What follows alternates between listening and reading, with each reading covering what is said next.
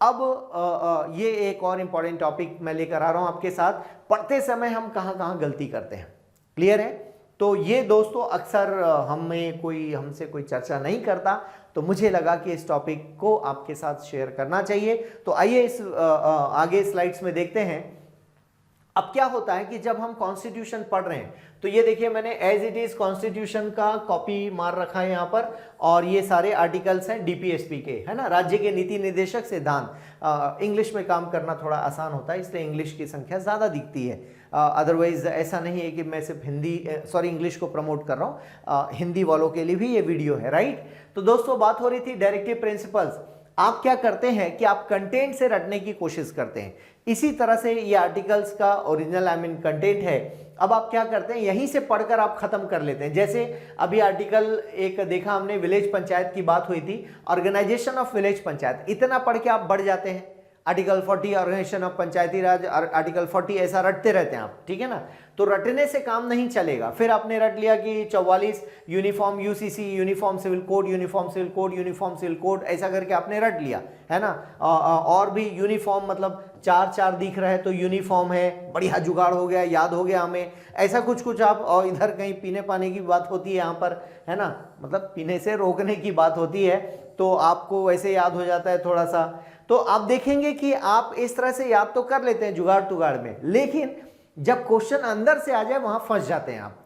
तो इससे बचने के लिए क्या करना है कि आप कम से कम जो मेन एरियाज हैं इंडियन कॉन्स्टिट्यूशन में, भारतीय संविधान में, उसी को आप इंडियन पॉलिटी का सिलेबस कहते हैं। पॉलिटी एक ब्रॉडर एस्पेक्ट है, कॉन्स्टिट्यूशन उसके अंदर का हिस्सा है। पॉलिटी हम सिस्टम को कहते हैं, राज्य व्यवस्था, और संविधान उस व्यवस्था का एक पार्ट है। उस व्यवस्था को चलाने वाली किताब का नाम है, लॉ की किताब है, हमारे देश के कानून की किताब है, और बड़ी किताब है, राइट। तो अब यहां पर, अब जैसे ये है 43, ये तो रट लिया। अब बोला कॉटेज इंडस्ट्री कहां है, तो आप फंस गए कि भैया कॉटेज इंडस्ट्री किधर है, आप उलझ गए।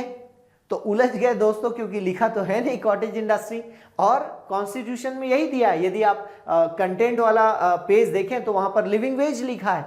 फंस गई जनता, कॉटेज इंडस्ट्री कहां है, वो यही लिखा है इसी के अंदर, क्योंकि आप अंदर पढ़ने के आदी है नहीं, और फंस गए आप। तो दोस्तों अंदर पढ़ने की आदत डालनी होगी हमें, ये देखना होगा कि अंदर क्या लिखा है, राइट। चलिए आगे बढ़ते हैं, और यहां पर देखते हैं, मैंने कुछ आर्टिकल सैंपल के तौर पर उठाया है ताकि आपको समझा सकूं कि आप गलती कहां करते हैं, right. Article 38, the state shall strive to promote the welfare of the people by, welfare बोला है ना, कल्याणकारी राज्य, ध्यान रखिएगा यहीं पर ये शब्द का इस्तेमाल किया गया। जब भी पूछे कल्याणकारी राज्य कहां लिखा गया है हमारे कॉन्स्टिट्यूशन में, तो आर्टिकल 38 पहले है। Of the people by securing and protecting as effectively as it may a social order, सामाजिक व्यवस्था इन विच जस्टिस कैसा होना चाहिए, सोशल, इकोनॉमिक एंड पॉलिटिकल। तो ये इसके पहले कहां लिखा है, ये आपके प्रियम्बल में भी लिखा है, प्रस्तावना में भी इसको दिया गया है। Shall inform all the institutions of the national life। तो अब मान लो आपको दिया कि ये कहां कहां लिखा है, अब डीपीएसपी बोल दिया तो आप टिक ही नहीं करेंगे, क्योंकि आपने रट लिया है कि ये तो सिर्फ प्रियम्बल में दिया है, यहां तो है नहीं। तो न सिर्फ प्रियम्बल में है, बल्कि आर्टिकल 38 में भी बोला है इसको वापस सोशल ऑर्डर, सामाजिक व्यवस्था बनाने के लिए, और न्याय की प्रणाली को बनाने के लिए, कैसे सामाजिक, आर्थिक और राजनीतिक न्याय की बात कही गई। तो आर्टिकल 38 में आपने कभी इतना डिटेल नहीं पढ़ा, और देखे तो अच्छा ये भी दिया है। फिर इसका part 2, the state shall in particular strive to minimise the inequalities in income, यही लिख दिया है कि आय में जो असमानताएं हैं उसको कम कैसे करें, and endeavour to eliminate inequalities in status. अब आप देखोगे स्टेटस शब्द का इस्तेमाल कहां किया है, प्रियम्बल में, क्लियर है। परिस्थिति, फैसिलिटीज एंड अपॉर्चुनिटीज, इसको भी प्रियम्बल में लिखा है। आर्टिकल 16 में भी लिखा है। पब्लिक एम्प्लॉयमेंट की बात कही गई वहां पर, only amongst individual but also amongst groups of people residing in different areas of engaged in different vocations, right. अलग अलग कार्यों में लगे हुए लोगों के बीच जो आय का अंतर है उसको दूर करना है। और फिर इसी 39 में स्मॉल ABCD करके आता है, जहां पर बोला गया equal pay for male and equal pay for equal work, समान कार्य के लिए समान वेतन कहा गया। तो वेतन से जुड़ी हुई कई सारी चीजें हैं जिसको आपको समझना पड़ेगा। इनकम की बात हो रही है। तो जब तक आप अंदर नहीं देखते, और पूरे 395 आर्टिकल्स को पढ़ने की जरूरत नहीं है, बल्कि आप मोटे मोटे तौर पर फंडामेंटल राइट्स हैं या फिर डीपीएसपी है या फिर फंडामेंटल ड्यूटीज हैं, इनको तो मोटे तौर पर याद रखिए। यहां से कम 4-5 क्वेश्चन आपको मिल जाते हैं, अभी तक मैंने दिखाया भी आपको, right. The state shall within the limits of its economic capacity and development make effective provision for securing the right to work। अब क्या बोला, कार्य करने का अधिकार, फिर right to education बोला, और right to public assistance in certain cases। अब वो सर्टेन केसेस क्या है, पब्लिक असिस्टेंस कहां कहां, employment, unemployment, old age, sickness and disablement. मतलब ये 4 कैटेगरी है दोस्तों। अनएम्प्लॉयमेंट के केस में, बेरोजगारी के केस में, या फिर बुढ़ापे में, बीमारी में, या निशक्तता में आपको लोक सहायता पाने का अधिकार है, होना चाहिए, सरकार देगी। And in other cases of undeserved want. तो क्या बोला इसमें, आप देखेंगे बहुत बढ़िया चीज है ये, राइट टू वर्क। अब तक आपने क्या समझा कि शिक्षा का अधिकार, राइट टू एजुकेशन केवल 21A में लिखा है, ऐसा नहीं, पहले यहां लिखा गया था, उसके बाद प्रमोट करके उसको आर्टिकल 21 में जोड़ दिया, 21A कर दिया अमेंडमेंट के साथ। तो अब क्या हो गया, शिक्षा का अधिकार पहले यहां लिखा है। आप देखेंगे कि राज्य के नीति निर्देशक तत्वों को, ये भी एक तरह के अधिकार ही हैं। इन अधिकारों को हम फुलफिल नहीं कर पा रहे थे आजादी के समय, तो फिर संविधान निर्माताओं ने डिसाइड किया कि क्यों ना इसको हम राज्य की जिम्मेदारी, राज्य की ड्यूटी के तौर पर डालें। बट उनके ऊपर हम कोई लीगल कार्रवाई नहीं कर पाएंगे यदि वो इन चीजों को पूरा नहीं करते हैं उस केस में।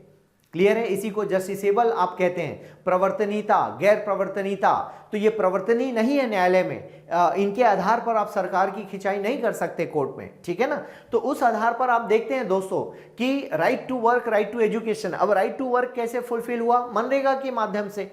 राइट टू वर्क है ना, वो कार्य करने का अधिकार है, हालांकि वो संवैधानिक अधिकार नहीं है, वो लीगल अधिकार है, एक कानूनी अधिकार है। मनरेगा रोजगार गारंटी योजना जो है कानूनी अधिकार है। आपको जाना पड़ेगा, आपको बताना पड़ेगा मैं बेरोजगार हूं, मुझे काम चाहिए, वो घर घर आकर आपको नहीं देंगे।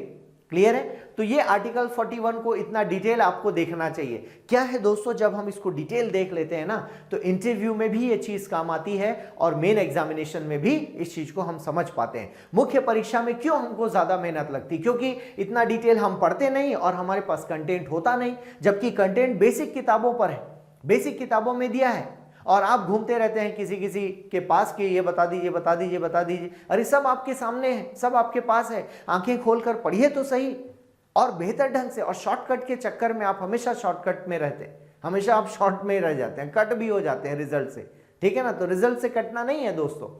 चलिए आगे देखते हैं। और अब एक और विश्लेषण, अब जैसे 74th अमेंडमेंट 1992 ये एक टाइटल है। अब आपसे पूछा जाए कि 74वां संविधान संशोधन अधिनियम 1992 ये किसके लिए है, बताइए। खैर लाइव नहीं है तो मैं आपसे पूछ नहीं पाऊंगा, लेकिन फिर भी ये है जो अर्बन लोकल बॉडीज हम कहते हैं, ठीक है ना, स्थानीय निकाय, शहरों में जो है नगर पालिका, नगर निगम, ठीक, नगर पंचायत।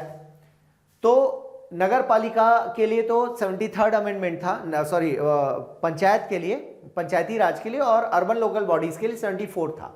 अब सवाल आता है कि 74th अमेंडमेंट से कौन कौन सी बॉडी को लाया गया। क्लियर है, अब मैं आपसे पूछता हूं यहां पर जैसे डिस्ट्रिक्ट प्लानिंग कमेटी, क्लियर है, डिस्ट्रिक्ट प्लानिंग कमेटी की बात होती है, स्टेट फाइनेंस कमीशन की बात होती है, और स्टेट इलेक्शन कमीशन की बात होती है।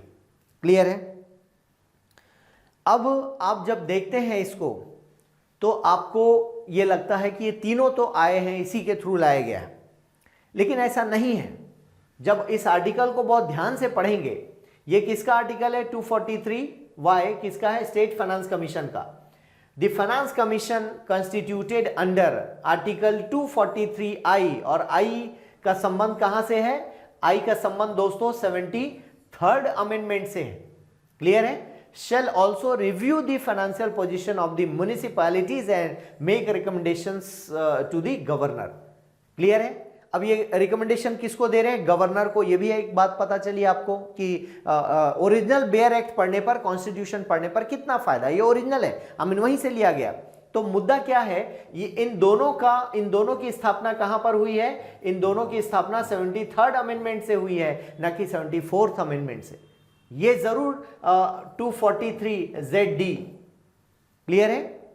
और इसी में आप देखेंगे 243 ZE मेट्रोपॉलिटन प्लानिंग कमेटी, महानगरीय नियोजन समिति क्लियर है। तो डिस्ट्रिक्ट प्लानिंग कमेटी, जिला नियोजन समिति 243 ZD ZE ये दोनों डेफिनेटली इसी से लाए गए हैं, आर्टिकल से भी आपको समझ में आ रहा है। और 243 I, ठीक है, IY एक साथ याद रखा जा सकता है, फाइनेंस का F का I भी याद रख सकते हैं और FY भी, फाइनेंस है ना। 243 IY ऐसा याद रखेंगे तो आपको याद हो जाएगा फाइनेंस कमीशन। समझ पा रहे हैं? आई होप मैं आपकी मदद कर पा रहा हूं, क्योंकि इस एंगल से आप गलतियां बहुत करते हैं, राइट। क्योंकि आप ओरिजिनल कॉन्स्टिट्यूशन नहीं पढ़ते हैं, यहां भटकते हैं आप, और 3 साल 4 साल तक प्रीलिम्स कुछ लोगों का क्लियर नहीं भी होता है, कुछ का क्लियर होता है तो मेंस रुक जाता है, अच्छे नंबर नहीं आते हैं, क्योंकि आप दोस्तों आप लोग लंबी तैयारी नहीं करते हैं। 1-1.5 साल की तैयारी रखिए ना, आप फॉर्म निकलता है और आपको लगता है कि हमारा एग्जाम निकल जाए, हमको कोई डिप्टी कलेक्टर बना दे।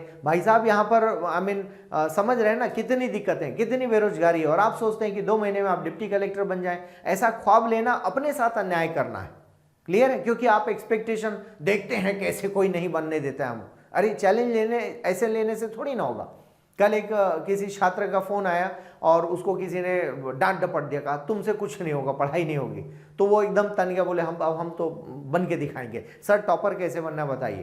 तो जोश में काम नहीं होता, होश में काम होगा ना। थोड़ी लंबी व्यवस्था दीजिए, टाइम दीजिए, तब तो सिलेक्शन होगा। थोड़ा डेप्थ में पढ़िए, कंपटीशन है ना, समझिए ना कंपटीशन को। आप शॉर्टकट में काम नहीं होगा। फिर भी आप इस मेथड से इस प्रीलिम्स की तैयारी पर जोर लगा सकते हैं, मेरा ऐसा मानना है। चलिए आगे देखते हैं एक और आर्टिकल, और 243D। अब देखिए इसमें क्या नजर करना है आपको। ये सब कौन से आर्टिकल चल रहे हैं? पंचायती राज के, जिसको आप सरसरी निगाह से रट्टा मार के आगे बढ़ जाते हैं। और मैं आपको लेकर जा रहा हूं कि आप यदि बेयर एक्ट ढंग से पढ़ें तो आपको फायदा कितना है।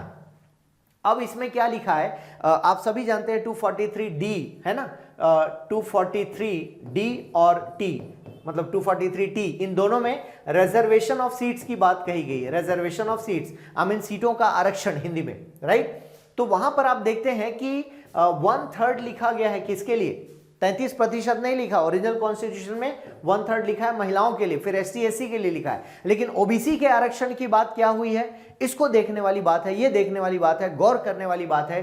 तो आप यहां पर देखेंगे, nothing in this part shall prevent the legislature of a state from making any provision for reservation of seats in panchayat और office of chairperson in the panchayat at any level in favour of backward class of citizen. OBC की बात यहां पर कही जा रही, clear है। 243D का 6। तो अब क्या बोला, किसके लिए बोला ये, कि लेजिस्लेचर को ये जिम्मेदारी दे दी गई कि भैया OBC का कुछ होगा। तो आप देखिए संविधान ने इसके बारे में इतना ही कहा कि लेजिस्लेचर इसके बारे में प्रावधान करेंगे। तो लेजिस्लेचर के रिजर्वेशन के बारे में यहां पर डायरेक्टली कुछ नहीं लिखा है। 1/3 महिलाओं के लिए लिखा है, SC SC के लिए लिखा है, क्लियर है, उनका होगा रिजर्वेशन बताया। बाकी OBC का रिजर्वेशन किसके ऊपर छोड़ दिया? विधायिका के ऊपर, राज्य विधायिका के ऊपर छोड़ दिया। ये चीजें डायरेक्ट कॉन्स्टिट्यूशन से पढ़ने की है जब आप गहराई में चीजों को देखते हैं दोस्तों, क्लियर है।